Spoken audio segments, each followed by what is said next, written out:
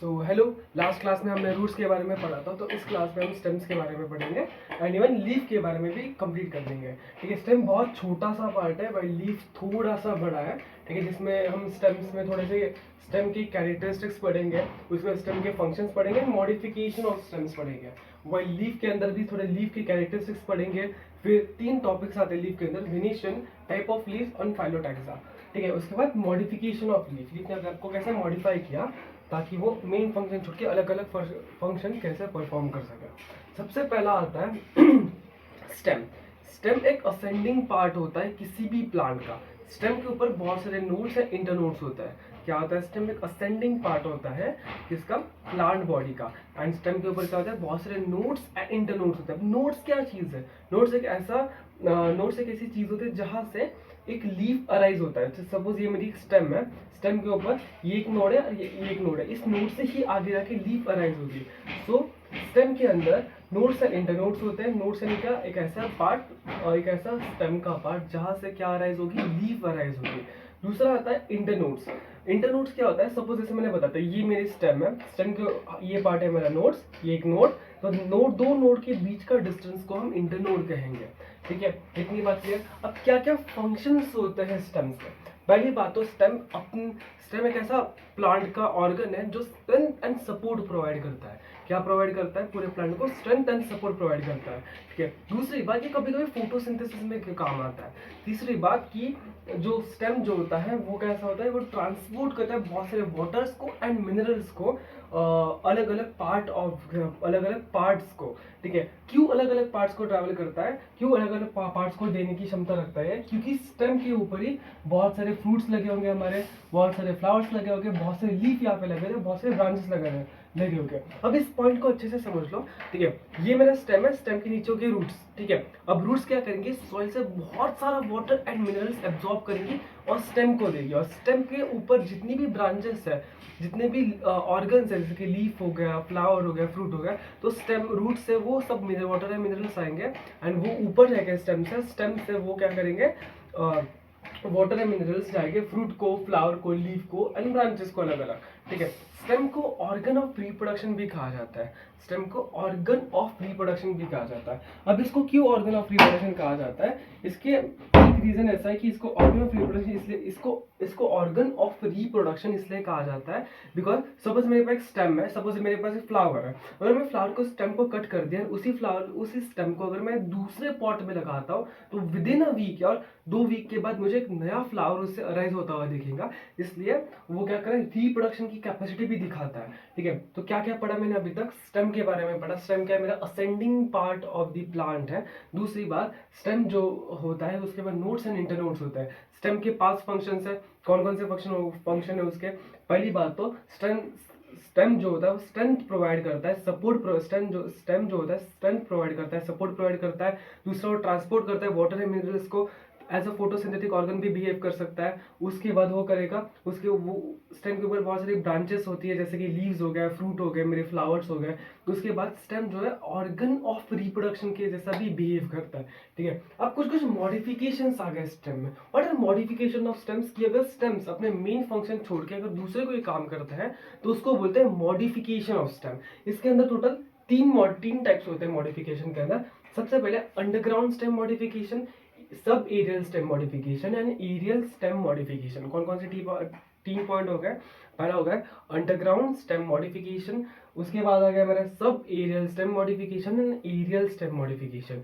सबसे पहले आएगा underground stem modification. Underground stem modification के अंदर 3 टाइप्स आते हैं: rhizome, tuber and bulb. Rhizome, tuber and bulb. Rhizome, tuber and bulb, इन तीनों का काम एक ही है कि वेजिटेटिव रिप्रोडक्शन के काम आता है।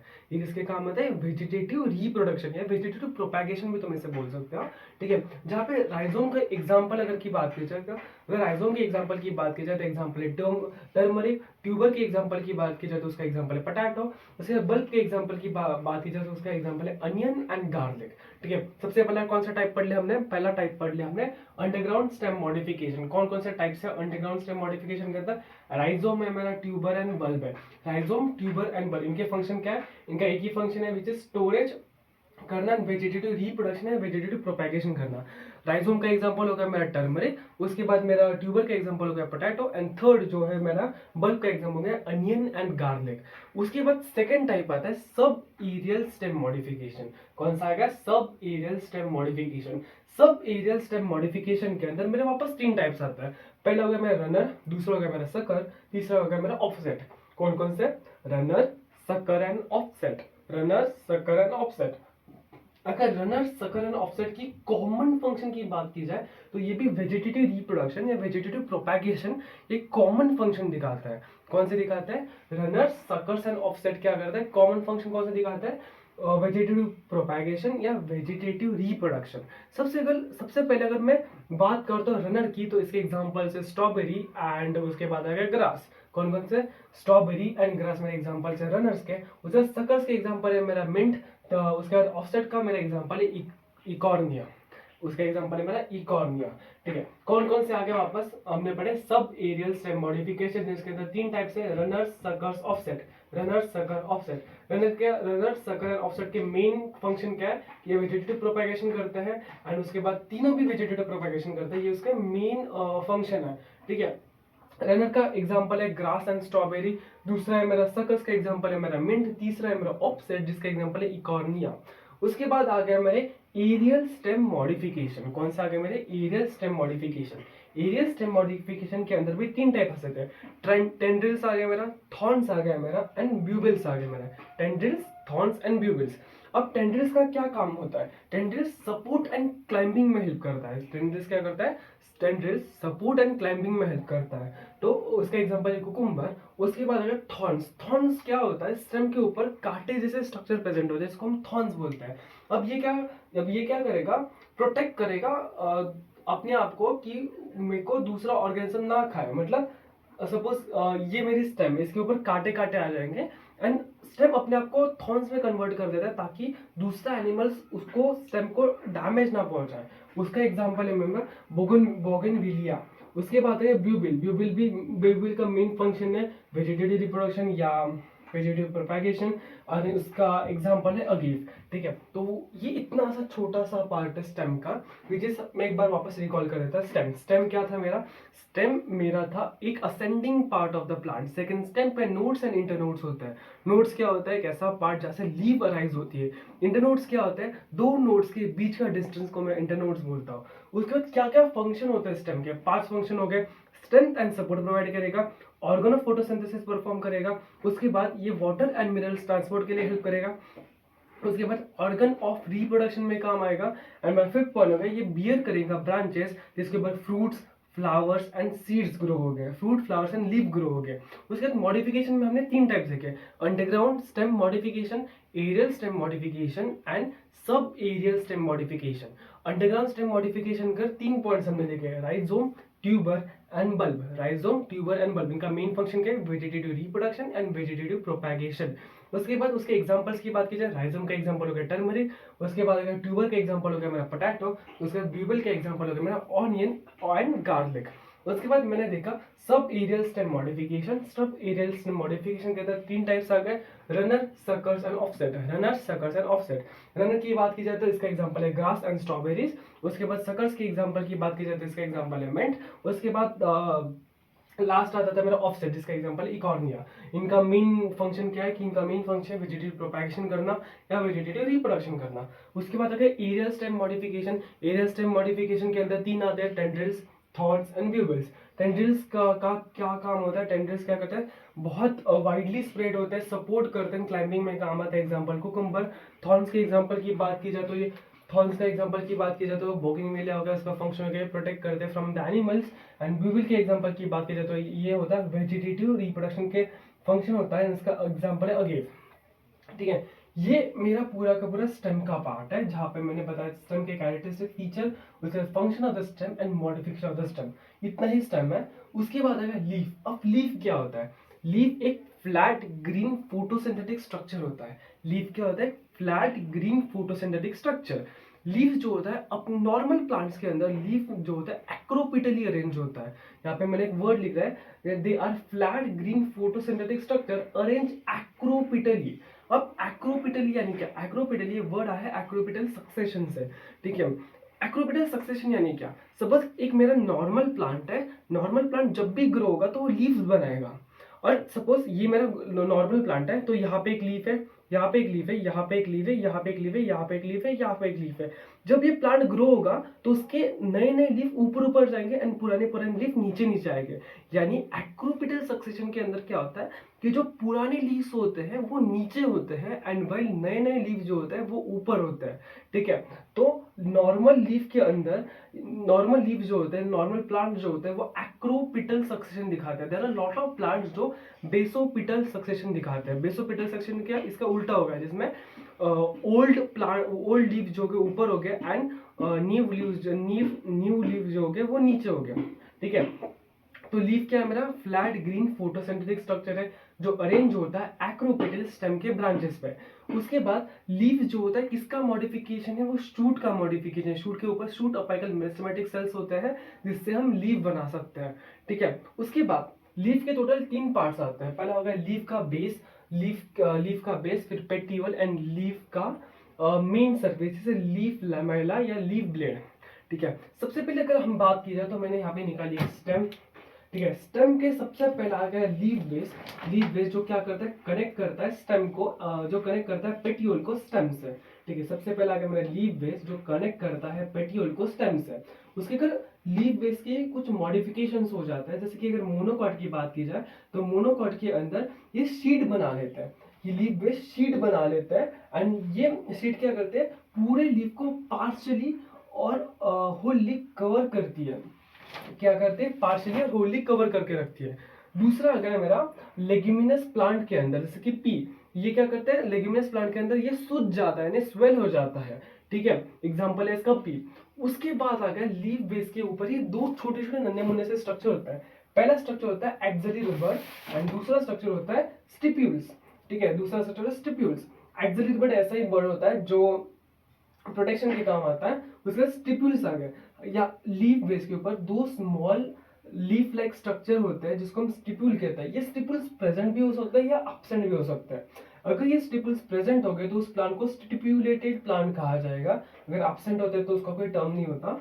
ठीक है, अगर प्रेजेंट हो गए तो उसको स्टिप्यूलेटेड प्लांट कहेंगे। एग्जांपल पी के अंदर स्टिप्यूलेटेड प्लांट हो, पी के अंदर 2 small leaf like structure present होते हैं, इसलिए पी कौन सा हो गया मेरा, स्टिपुलेटेड प्लांट हो गया। ठीक है, अब इस स्टिपुल का काम क्या आता है, स्टिपुल फोटोसिंथेसिस भी करते हैं एंड यंग ग्रोइंग प्लांट को प्रोटेक्ट करने का काम करता है। क्या करते हैं, फोटोसिंथेसिस करते हैं एंड ये प्रोटेक्ट करते हैं। जब ये लीफ यंग था तब इस पूरे लीफ को प्रोटेक्ट करने का काम कौन करता है, स्टिपुल करता है।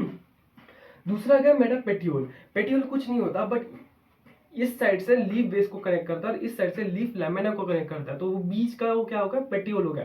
यानी पेटियोल यहाँ पे एक मिडल मैन का काम या मिडल मैन के फंक्शन को एक्ट कर रहा है। ठीक है, उसके बाद पेटियोल। ठीक है, सबसे पहले लीफ बेस फिर पेटियोल।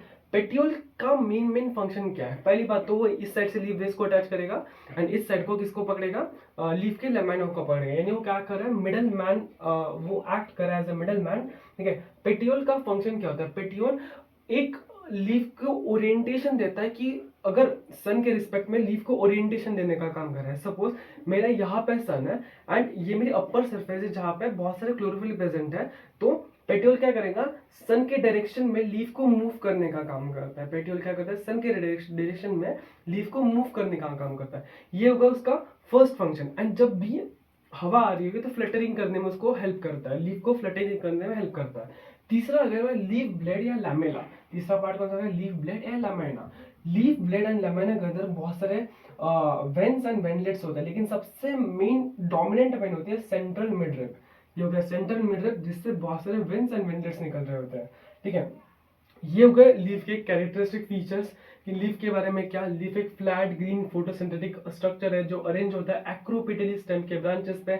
लीफ किसका पार्ट है, लीफ शूट का पार्ट है। जब शूट के अंदर ही मॉडिफिकेशन हो जाता है तो शूट अपाइकल स्टेम के अंदर ही मॉडिफिकेशन जब हो जाता है तो लीफ का ग्रोथ हो जाता है। थर्ड पॉइंट की लीफ के 3 पार्ट्स होते हैं, leaf base petiole lamella. Leaf base देख लिया, पेटियोल देख लिया, लैमिला देख लिया। ठीक है, उसके बाद लीफ के 1 2 3 यानी वेनेशंस, उसके बाद टाइप ऑफ लीव्स एंड फाइलोटैक्सा, ये 3 चीजें आती है जो हमें पढ़नी है, विच इज वेनेशन। वेनेशन यानी क्या, ये लीफ ब्लेड के ऊपर अंदर जो वेन्स है ना, वो वेन्स कैसे अरेंज है उसके बेसिस पे दो टाइप ऑफ लीव्स होते हैं, एक होता है रेटिक्यूलेट एंड एक होता है पैरेलल। वेनेशंस क्या हो गए, arrangement of veins and veinlets of leaf. Leaf के अंदर जो भी वेन्स एंड वेनलेट्स है उसका अरेंजमेंट, उसको बोलते हैं वेनेशंस। अब वेनेशन दो टाइप के हो गए, reticulate and parallel. Reticulate and parallel, reticulate venations के अंदर वेन्स एंड वेनलेट्स जो होते हैं वो इंटरसेक्ट करते हैं। एक नॉर्मल लीफ का, एक नॉर्मल अगर लीफ देखोगे, सपोज यही लीफ देख लो, इसके अंदर हर एक वेन एक दूसरे से इंटरसेक्ट कर रही है। अगर हर एक वेन एक दूसरे से इंटरसेक्ट करेंगे तो उस टाइप के वेनेशंस को बोलेंगे रेटिक्यूलेट वेनेशन। वही पैरेलल वेनेशन में क्या होगा, ये लीफ का पत्ता है, उसके अंदर सारे के सारे मिडरिब्स जो होते हैं, वेन्स जो होते हैं, वो पैरेलली अरेंज होते हैं। ठीक है, कैसे होता है, पैरेलली अरेंज होते हैं। तो इसके अंदर क्या होगा कि जो भी वेन्स एंड वेनलेट्स हो गए एक दूसरे से इंटरसेक्ट बिल्कुल नहीं करेंगे। क्या होगा इसके अंदर, वेन्स एंड वेनलेट्स एक दूसरे से बिल्कुल इंटरसेक्ट नहीं करेंगे। ठीक है, हम क्या पढ़ रहे हैं, हम वेनेशंस के बारे में पढ़ रहे हैं। वेनेशंस यानी arrangement of veins and veinlets on leaf. इसके दो टाइप होते हैं, रेटिक्यूलेट एंड पैरेलल। रेटिक्यूलेट के अंदर वेन्स एंड वेनलेट जो हो गए इंटरसेक्ट करेंगे, वाइल पैरेलल के अंदर वेन्स एंड वेनलेट जो होंगे इंटरसेक्ट बिल्कुल नहीं करेंगे। रेटिकुलेट वेनेशन का एग्जांपल हो गया, रेटिकुलेट वेनेशन का एग्जांपल हो गया डाइकॉट्स, एंड पैरेलल वेनेशन का एग्जांपल हो गया कि मोस्ट ऑफ द मोनोकॉट्स में मिलते हैं। ठीक है, दूसरा पॉइंट है टाइप्स ऑफ लीव्स के बारे में। बेसिकली हमारे पास दो टाइप की लीफ होते हैं, एक तो सिंपल लीफ हो गया एंड दूसरा का कंपाउंड लीफ। एक हो गया मेरा सिंपल लीफ एंड दूसरा हो गया मेरा कंपाउंड लीफ। सिंपल लीफ यानी क्या, ये सिंपल लीफ, ठीक है, सिंपल लीफ यानी एक ऐसा टाइप ऑफ लीफ जिसके अंदर इंसीजंस बिल्कुल प्रेजेंट नहीं हो गया।